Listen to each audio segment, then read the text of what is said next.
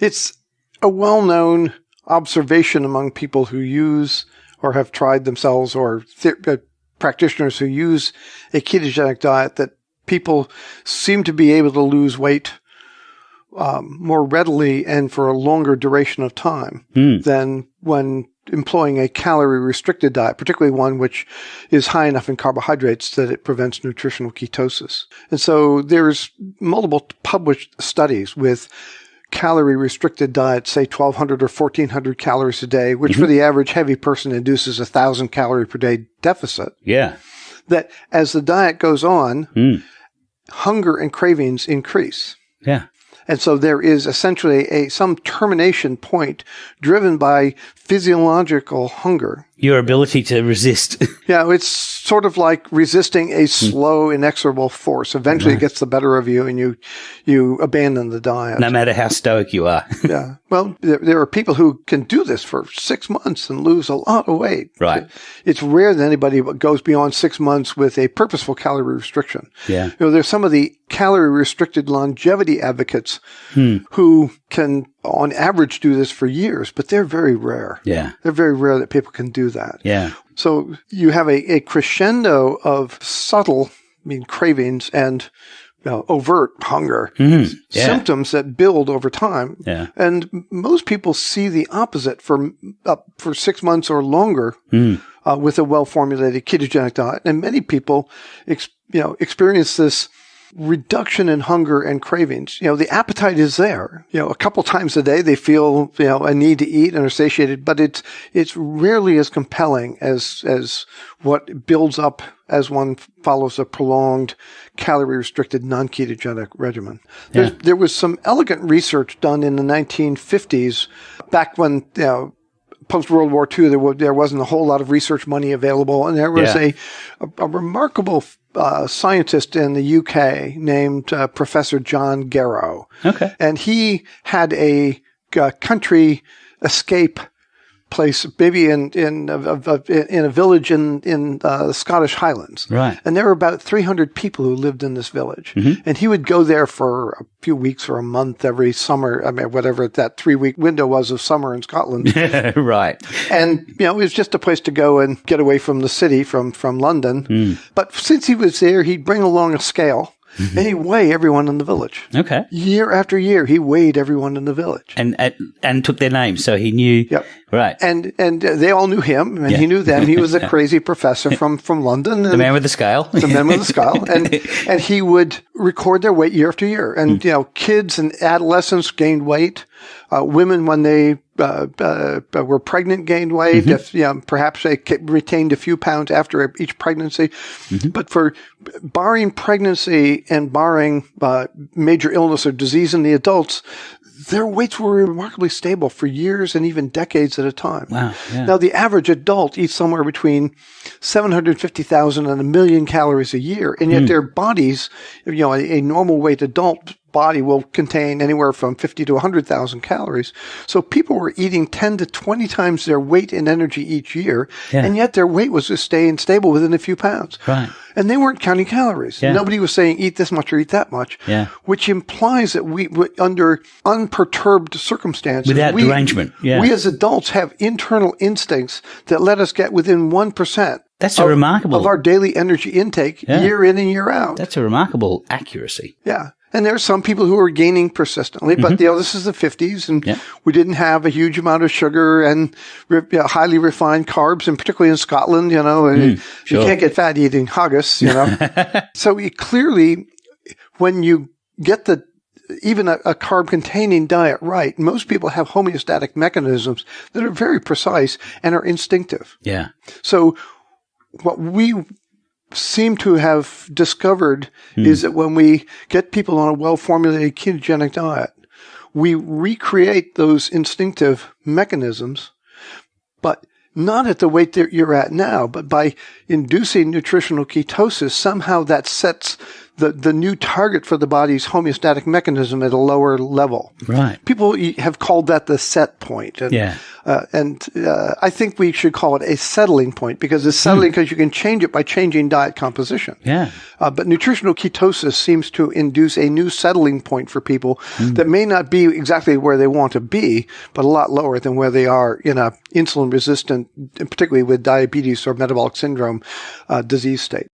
And so we define nutritional ketosis as ketones in a range which had no threat to the body, and we now know actually has multiple, not just fuel benefits, but health signaling benefits. And so that's a range that begins at maybe 0.5 millimolar. Seems to be more beneficial when one gets to 1 millimolar, and the range between 1 and 3 appears to be a good zone for fueling and signaling within the body. And people sometimes say, "Oh, your ketones are elevated into 1 to 3 range." I say, no, they're in the 1 to 3 range. Yeah. That's not elevated. That's a normal physiological state for people when they're eating a diet that would reflect a traditional hunter or herder society's diet. Yeah. So one gets there by limiting carbohydrates. For most people, unless they're very physically active, under 50 grams per day. And for people who are insulin resistant, more in the 30 gram per day of total carb intake range. Literate individuals could observe and write down what people were eating, were they the Maasai people in the Great Rift Valley, and there were some British researchers who lived among them when they were still following their original pastoral diet. Right. The Native Americans of the Great Plains, their lifestyle was recorded by a remarkable painter named George Catlin, who traveled among them in the 1830s because that was the time before the camera. He felt that he knew that they were going to be displaced from their ancestral lands. So he took paints and paintbrushes and canvases and went west of the Mississippi, and there are now still 250 of his paintings and 2 thick volumes of his writings that recorded the lifestyle of these people. And the ones who were nomadic and followed the buffalo, who didn't plant corn, beans, squash, lived on a almost totally carnivorous diet with some gathered foods, but very low in carbohydrate. And what we find from those 2 cultures, the Maasai, the buffalo people of the Great Plains, and the Inuit in the Arctic, is that they habitually ate a very moderate protein intake and a very high fat intake. So they somehow instinctively figured out that from a macronutrient maintenance intake, that about 15% of energy intake as protein appeared to be the right amount. But since the carb intake was so low, that put them in the 80% of energy as fat intake when they were maintaining their weight. Yeah. So it's very different than the high protein diet that many people assume that this is, and even the about twice that protein intake that is typically the target for the paleo approach to low carb nutrition. Yeah, I know that Aboriginal Australians prioritize the tail of the kangaroo. And the kangaroo itself is really quite lean. Kangaroo meat's delicious, but when I cook with it, I always have to add extra fat. But the tail is where most of the fat is. They also used to hunt the turtles only in the season where the turtles were fattest. And so Australia is unique in that it's a continent that doesn't make a lot of carbohydrates. I think our most carbohydrate-laden grain is wattle seed, which is only 10% carbs. 10% starch. So, and also, I think the only real sugars are from insects, honey ants and bees. And among the people who followed the buffalo in their seasonal migration, major hunting was in the fall when the buffalo had built up subcutaneous fat for both energy reserve and insulation. Yeah. And some buffalo males would have a back hump, a hump of fat on the rear part of their back that would weigh up to 100 kilograms. Wow. A couple 100 pounds of fat. And, you skin the buffalo, you take off this, literally have 2 people carrying the saddle of fat. And of course they would save that. They'd dry the meat. They'd make something called pemmican. So they'd dry the meat, either sun dry it or smoke it to dry it, pound it into a soft fibrous mix, stuff it into a rawhide sack, and then pour in the rendered hot fat.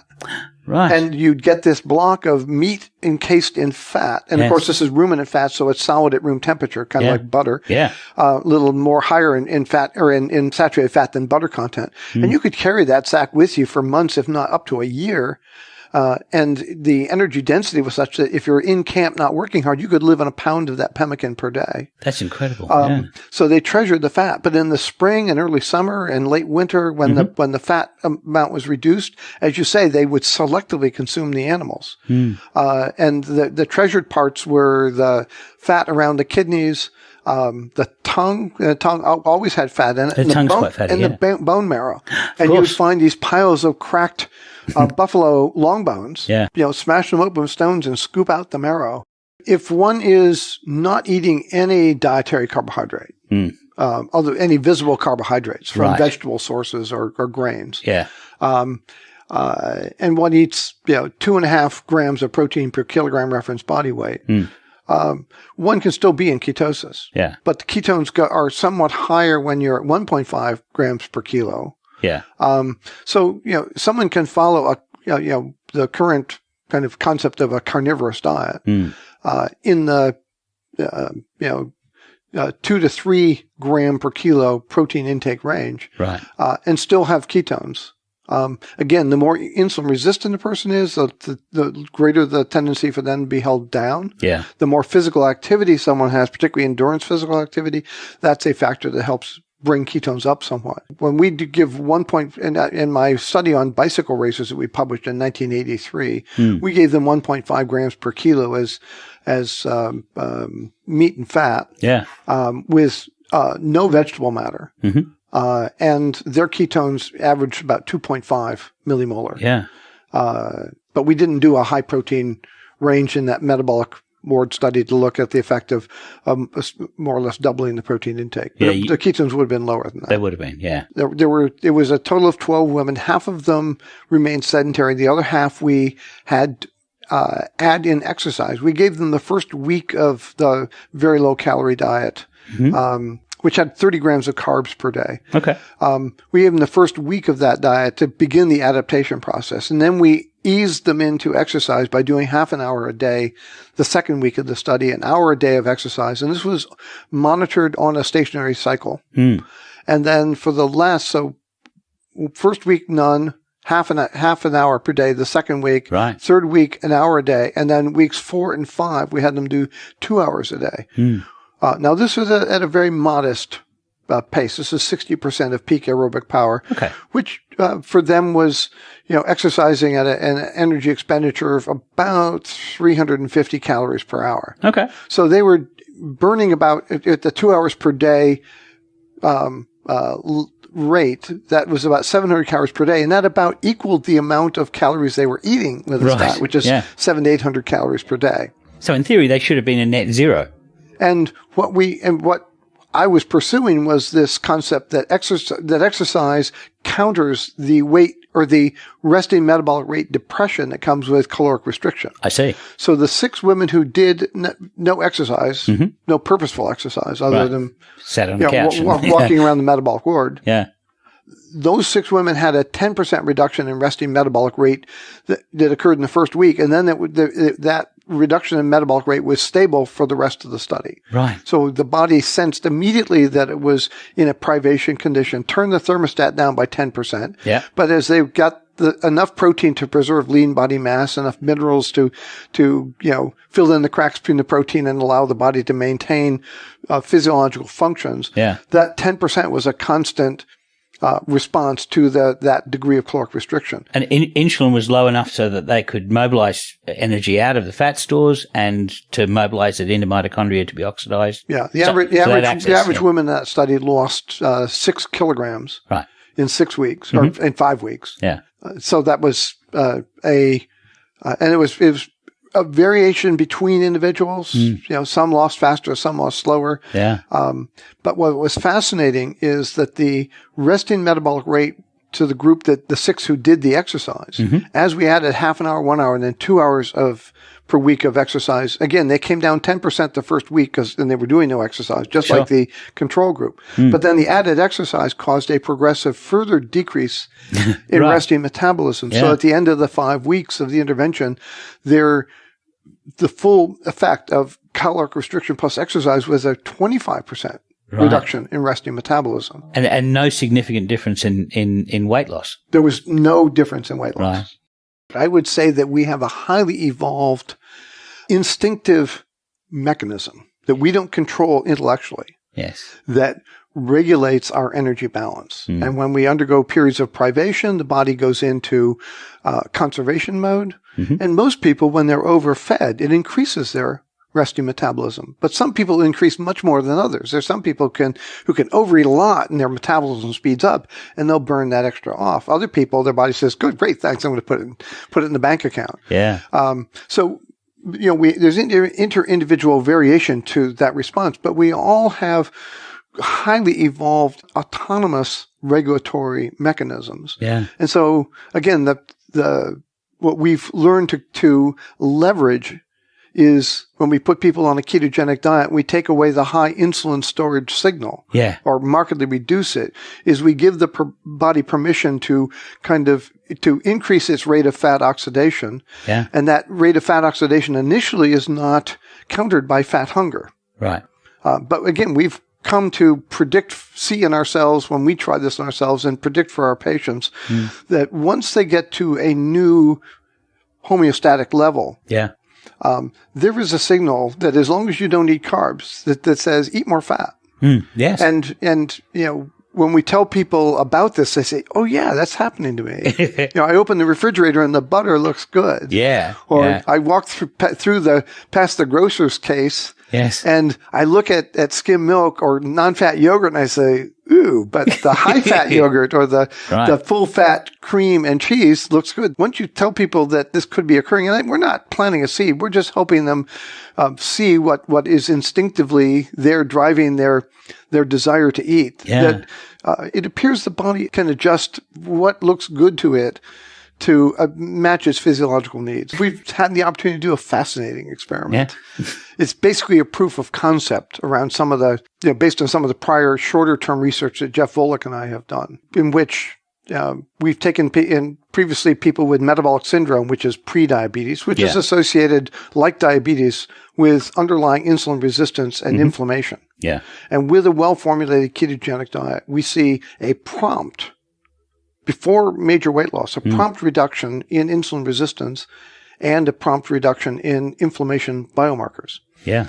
And we do that with patients who have weight to lose without counting calories, just holding carbohydrates low enough and protein in moderation so they go into nutritional ketosis. People, without counting calories, lose quite a bit of weight. And typically it's in the 10 to 20% of their initial body weight. And so in the study that we did with Sarah Hallberg, when we started the company, Virta Health, and we were looking for a proof of concept study to demonstrate not just that this works in the short term, but that we can put people on a well-formulated ketogenic diet, keep them on that diet, not by force, but by education, help them perceive the biochemical benefits. They test their ketones with a fingerstick blood ketone meter, but these are people with type 2 diabetes, and they're testing their glucose, and they're seeing values, their elevated values come down to the normal range. Yeah. Oftentimes quite promptly. They're getting off of medications that had unpleasant side effects and cost them considerable co-pays in terms of cost of medication. So there are real observed benefits. And then they're, of course, with diabetes, they're tracking this biomarker called hemoglobin A1C. And, for some of them had diabetes for a decade. The average person had diabetes for 6 years when we enrolled them in the study. And, for 6 years, their physicians had been, begging, cajoling, or even wagging their finger at them saying, you got to get this thing down. You got to eat less calories, move more, lose some weight. And of course, then they're giving them medications that make either insulin or sulfonylureas that make insulin go up, which counters the body's ability to burn fat. Yeah. And yet when people start seeing success, and they're empowered by that process. In terms of adults, we don't have that much experience with long-term use of ketogenic diets. Right. And from the late 1970s, when I started doing research in this, through about